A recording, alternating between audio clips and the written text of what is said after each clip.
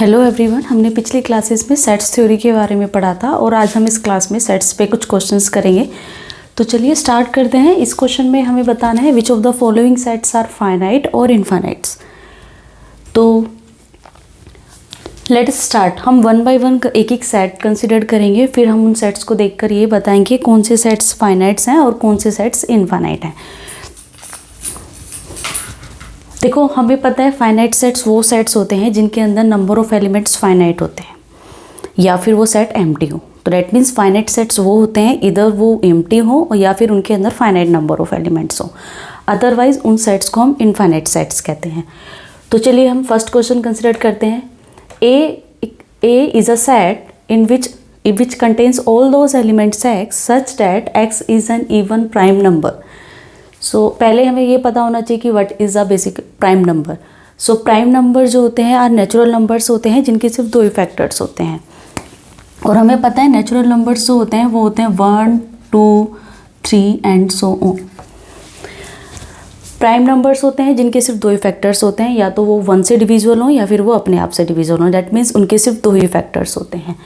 Even prime number that means जो even numbers होते हैं, इवन नंबर्स को हमें पता है वो हमेशा 2 से डिविजिबल होते हैं। सो 2 के बाद हम कोई भी इवन नेचुरल नंबर लेते हैं तो उसका 2 हमेशा फैक्टर होगा। सो डेट मीन्स उसका एक और एक्स्ट्रा फैक्टर आ जाएगा। सो डेट मीन्स वो प्राइम नंबर तो हो नहीं सकता। सो इवन प्राइम नंबर के लिए ओनली पॉसिबिलिटीज़ बचती है हमारी 2, क्योंकि 2 के सिर्फ दो ही फैक्टर्स हैं, एक तो 1 और एक 2। So that means 2 is the only even prime number. So A जो है वो बेसिकली इसके अंदर एक ही एलिमेंट है, वो है 2। Now since cardinality of A is 2, A is 1 which is a finite number, so A is a finite set.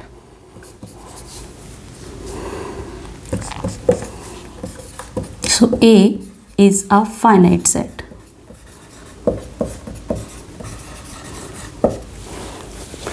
चलिए अब हम दूसरा सेट कंसिडर करते हैं बी में ऑल दोज एलिमेंट्स आएंगे y such that y is a point common to any 2 parallel lines.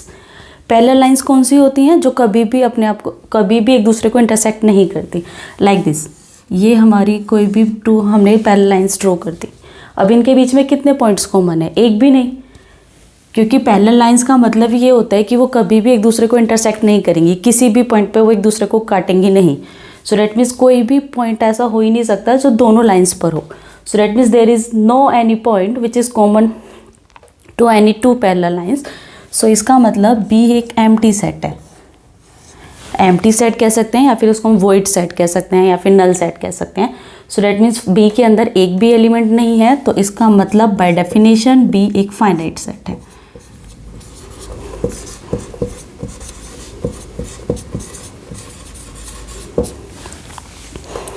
चलिए अब हम नेक्स्ट क्वेश्चन कंसिडर करते हैं। हमने एक सेट कंसिडर किया है, the set of all positive integers greater than 100। भाई 100 से बड़े तो कितने पॉजिटिव इंटीजर्स होते हैं? 100 के बाद अगर हम देखें तो 100 है, फिर उसके बाद 101 है, फिर 102 है and so on. They are infinitely many positive integers greater than 100। So that means उनको हम काउंट ही नहीं कर सकते। बहुत सारे हैं भाई, वो फाइनाइट नहीं है, या तो ये सेट एम्प्टी है, ना ही इसके अंदर फाइनाइट नंबर ऑफ एलिमेंट्स हैं। तो इसका मतलब ये एक इनफाइनाइट सेट का एग्जांपल है। So this is an infinite set.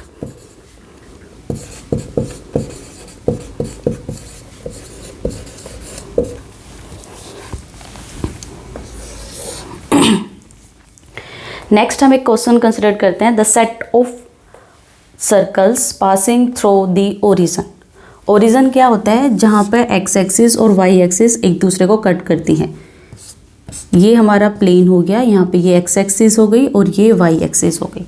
जहाँ पे ये दूसरे को इंटरसेक्ट करती हैं वो कहलाता है ओरिजन, जिसके कोऑर्डिनेट्स होते हैं 0 और 0। अब हम यहाँ पे कितने सर्कल्स ड्रॉ कर सकते हैं जो ओरिजन से होके जाते हैं? हम यहाँ पे अगेन हम बहुत सारे सर्कल्स ड्रॉ कर सकते हैं। देखो, एक सर्कल हमने इस तरह से कुछ ड्रॉ किया, फिर हम कुछ एक ऐसे बना सकते हैं। इसके अंदर भी हम कितने छोटे बना सकते हैं, कितने ही हम बड़े सर्कल्स इस तरह से ड्रॉ कर सकते हैं। तो there are infinitely many circles which can pass through the origin. So again this is an example of an infinite set. This is an infinite set.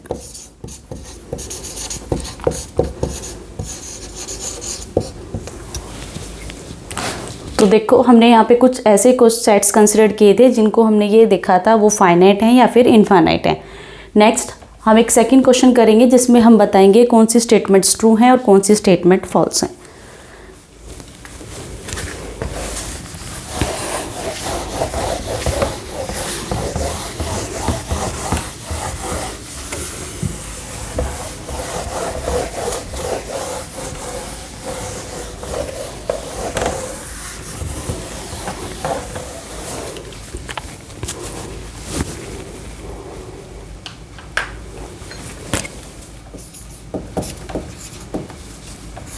Next, which of the following statements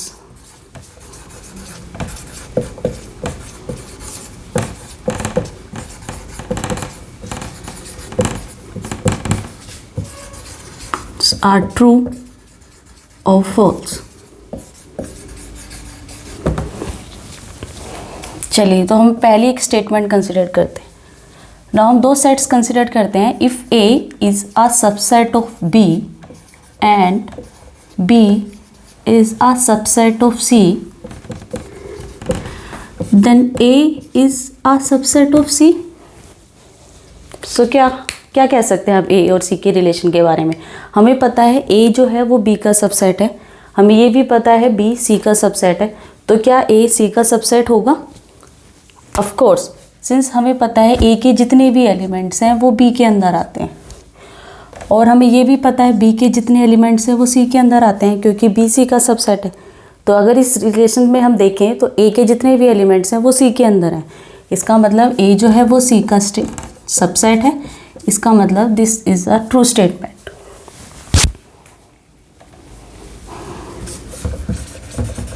तो ये true statement हुई।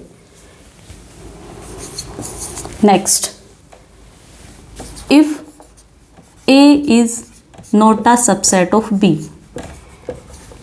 and B is also not a subset of C, then what will be the relation between A and C? Then A will be a subset of C or not? क्या कह सकते हैं हम? हमें ये पता है A B का सबसेट नहीं है, B C का सबसेट नहीं है, तो क्या A और C एक दूसरे के सबसेट्स, मतलब A C का सबसेट होगा या फिर C A का सुपरसेट होगा या नहीं? तो इस चीज़ को हम एग्जांपल से देख सकते हैं। हमें ये पता है कि A जो है वो B का सबसेट नहीं है।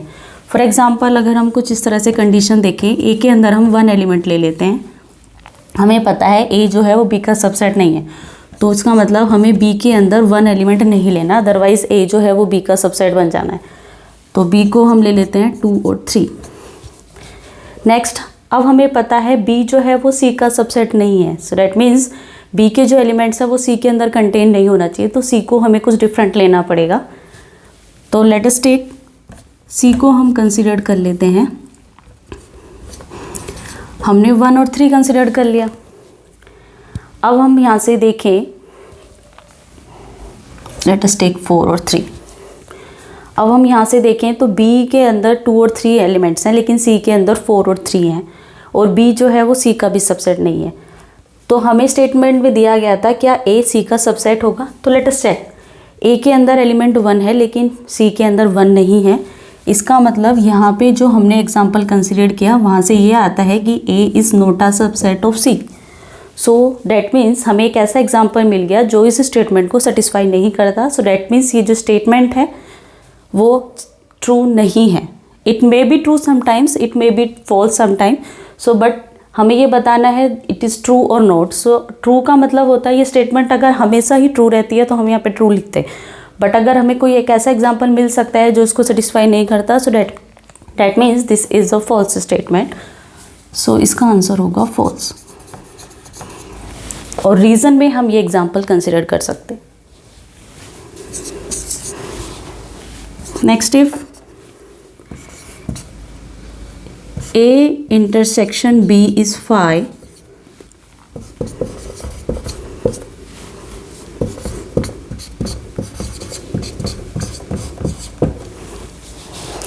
क्या अगर हमारे पास कोई दो ऐसे सेट्स हैं जिनका इंटरसेक्शन फाई है, क्या वो दोनों सेट्स फाई होंगे? अगेन हम कुछ ऐसा इसी एग्जांपल को अगर हम देखें, ए को अगर हम ले लेते हैं 1, बी को हम कंसिडर कर लेते हैं 3। यहाँ पे अगर हम देखें ए और बी का जो इंटरसेक्शन है वो एम्प्टी है, बट ना तो ए हमारा एम्प्टी है और ना ही बी एम्प्टी है। सो दैट मीन्स ये स्टेटमेंट भी फॉल्स है। So this is a false statement और इसका रीज़न होगा ये।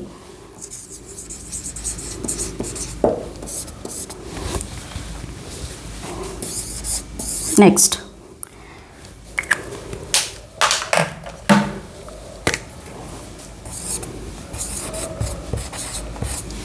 ये है एक open interval. This is an open interval जिसका एंड पॉइंट्स ए है और बी है। Is this contain in close interval A B?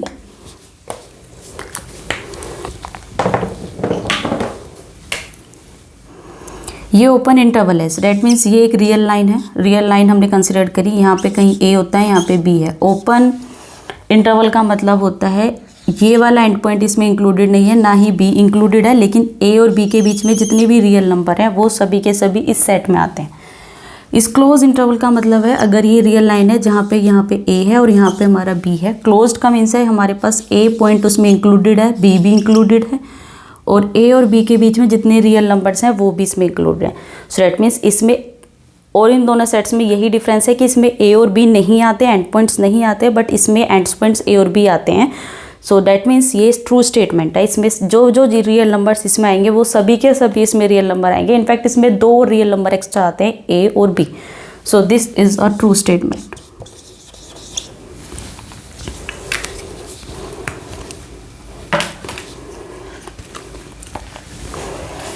Next हम एक रीजनिंग से रिलेटेड क्वेश्चन करते हैं कि अगर हमें कुछ इक्वेशन दी जाए तो हम उसको किस तरह से प्रूव करेंगे। अभी तक तो हमने ये देखा था, कुछ एग्जांपल्स हमने कुछ ऐसे कंसिडर किए थे, उन्हें हमने बताया था कौन से सेट फाइनाइट है, कौन से इनफाइनाइट। कुछ क्वेश्चंस हमने देखे थे ट्रू और फॉल्स की स्टेटमेंट से रिलेटेड। अब हम एक क्वेश्चन लेंगे, कंसिडर करेंगे और हम देखेंगे कि उसको सेट्स थ्योरी से किस तरीके से प्रूव किया जाता है। अगर हमें दो सेट्स को इक्वल करने के लिए बोला जाए तो हम उन्हें कैसे इक्वल दिखाएंगे। Now if A and B, A, B and C are subsets of a set S,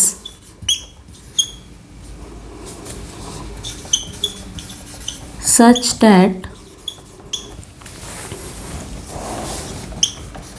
A intersection B is same as A intersection C and A union C is same as A union B,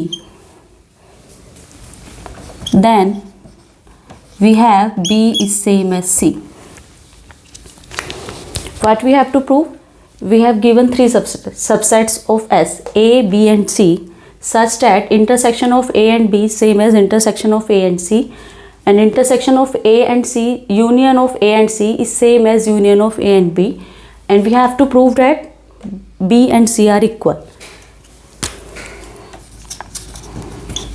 In last class we have seen that अगर हमें कभी भी दो sets को equal दिखाना है तो हम इसको दो तरीके से दिखाएंगे। पहले सबसे पहले हम ये दिखाएंगे कि B is a subset of C, और हम ये दिखाएंगे कि C is a subset of B। तो इससे ये प्रूफ हो जाता है B में जितने भी एलिमेंट्स हैं वो C के अंदर हैं, C में जितने भी एलिमेंट हैं वो भी B के अंदर हैं। तो उससे ये प्रूव हो जाता है कि B is same as C। तो अगर हमें कभी भी दो सेट्स को इक्वल दिखाना है तो यूजुअली हम यही प्रूव करते हैं कि दोनों सेट्स में इस तरह से रिलेशन आते हैं कि वो एक दूसरे के सबसेट्स हैं। तो उससे ये प्रूव हो जाता है कि दोनों सेट्स इक्वल हैं। तो सबसे पहले हम ये दिखाएंगे कि B C का सबसेट है, फिर हम उसका कन्वर्स दिखाएंगे C is also a subset of B। तो उससे ये रिलेशन प्रूव हो जाएगा जो कि हमें चाहिए।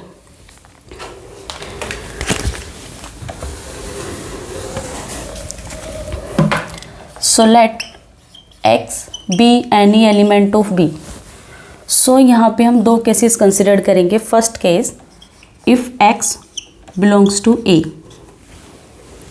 अगर x a में है then x will belongs to a intersection b। भाई x a में भी है x b में भी है तो x इंटरसेक्शन में आएगा, और हमें पता है a intersection b is same as a intersection c। तो यहाँ से यह आया कि x जो बिलोंग करता है वो बिलोंग करता है a इंटरसेक्शन c को, और हमें पहले से पता है x a में है, इंटरसेक्शन में आने का मतलब है x दोनों ही सेट्स में है, तो इससे आता है कि x will belongs to c।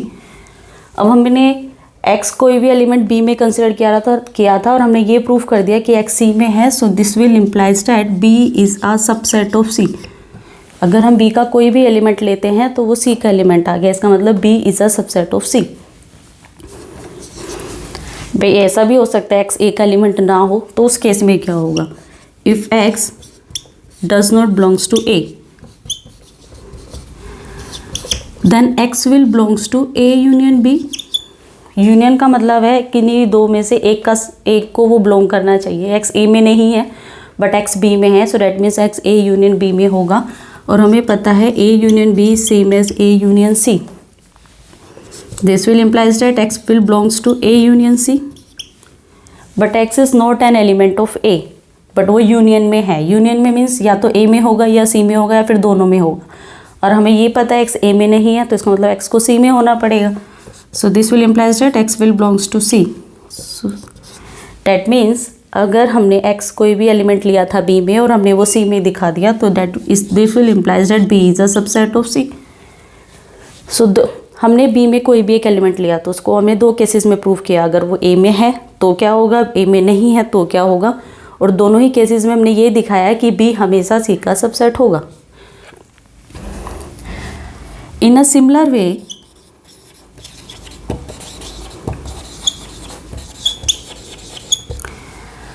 जैसे हमने b का एलिमेंट फिक्स किया और हमने दिखाया कि वो हमेशा c में जाएगा, इसी तरीके से हम ये दिखा सकते हैं if x belongs to c then we can prove that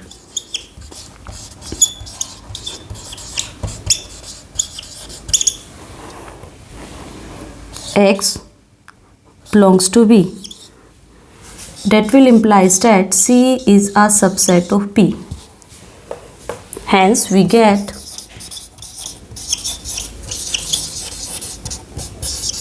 b is same as c. सो हमने क्या देखा, अगर a b c हम कोई भी सबसेट्स लेते हैं किसी भी सेट S के, सच दैट दोनों का इंटरसेक्शन बराबर है और उनका यूनियन बराबर है, then we will get b is same as c। तो उसको हमने ये प्रूफ करने का तरीका देखा कि हम उसको किस तरह से प्रूफ करते हैं।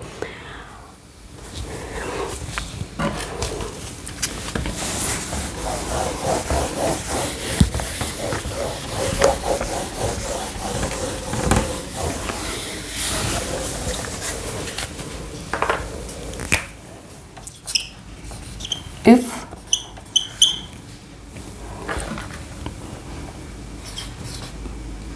any of the two conditions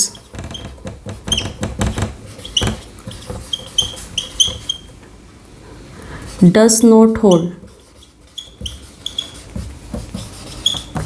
then the above conclusion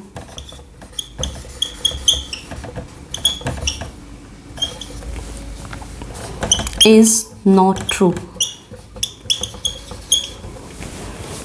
हमें दो कंडीशंस गिवन थी, ये और ये, अगर दोनों ही हैं तो हम प्रूफ कर सकते हैं कि b सेम है c, बट अगर इन दोनों में से कोई भी एक कंडीशन फेल हो जाती है, मतलब अगर a b c इनमें से कोई भी दो में से एक कंडीशन को सेटिस्फाई नहीं करता, तो ज़रूरी नहीं है कि b c के इक्वल हो।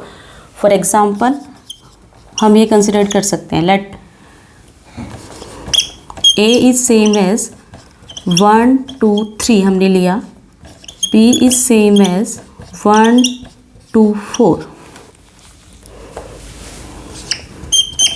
Let us take C to be A union C and is same as B union C. A union B same as A union C. No.